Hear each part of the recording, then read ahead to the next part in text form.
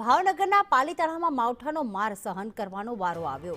ખાખરિયા ગામે ખેડૂતોનો પાક પાણીમાં ગરકાવ થઈ ગયો। કપાસ, મગફળી સહિત કઠોળનો પાક પલળી ગયો છે। ખેડૂતોનો તૈયાર થયેલો કોળિયો જાણે છીનવાઈ ગયો। સેંજળિયા, મોટી રાજસ્થળીમાં પણ નુકસાન થયું છે। ખેડૂતો સરકાર પાસે સહાયની માંગ કરી રહ્યા છે।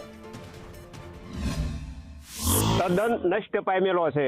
કોઈ ખેડૂતને કોઈ જાતનું વળતર મળે એવું કાંઈ છે નહીં। નથી લાભ મળતો ખેતરનો, ખાતરનો, કોઈ વસ્તુનો, બૈયારનો, દવાના કોઈ પૈસા આવે એવું છે નહીં। એટલે સરકારને મારી નમ્ર વિનંતી છે કે વહેલા 2 દીમાં 3 દીમાં આ સર્વે થાય એવી વિનંતી। કમોસમી વરસાદ વરસી રહ્યો છે ત્યારે જગતનો નાથ કે એવો ખેડૂત બહુ જ પરેશાન થઈ રહ્યો છે। ત્યારે ખેડૂતને ભારે નુકસાની જોવા મળી રહી છે। તમને લાઈવ દ્રશ્યો બતાવવાનો પ્રયત્ન કરીશ। મગફળી જે સંપૂર્ણપણે નાશ થઈ ગઈ છે, ઘાસચારો પણ મળી શકે તેમ નથી। એવી પરિસ્થિતિમાં ખેડૂતો નુકસાન થયું હોય તેવું જાણવા મળી રહ્યું છે। આપણે ખેડૂતોને મળીશું। જી કાકા, શું નુકસાની છે?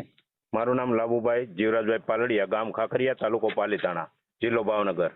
સાહેબ, નુકસાનીઓની વાત કરીએ તો મા મહેનતે અને મોટા ખર્ચોથી પકવેલો જે તૈયાર પાક મગફળીનો કે કપાસનો, ડુંગળીનો વગેરે જે કાંઈ અત્યારે પાકો થાય છે એ મા મહેનત અને બહુ મજૂરીને ખર્ચ કરી અને ખેડૂતોએ તૈયાર કર્યો હતો। એમાં આ સમયે કમોસમી વરસાદ ત્રાટકતા એના હિસાબે ખેડૂતોને મોટું નુકસાન થયું। જેના હિસાબે પાથરા સંપૂર્ણ પલળી ગયા। સવારે તો પાથરા તરતા હતા, પણ બપોર પછી વરસાદ નથી એટલે પાથરા કોરા પડ્યા છે।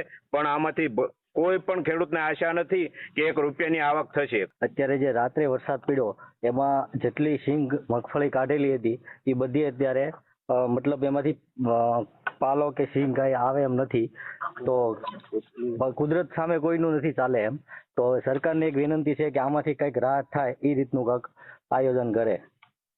જી। કમોસમી વરસાદને લઈને ભારે નુકસાન થવા પામ્યું છે ત્યારે ખેડૂતોને રાહત મળે તેવી ખેડૂતો દ્વારા માંગ કરવામાં આવી છે। રાકેશ સાગઠિયા, સંદેશ ન્યૂઝ, પાલીતાણા।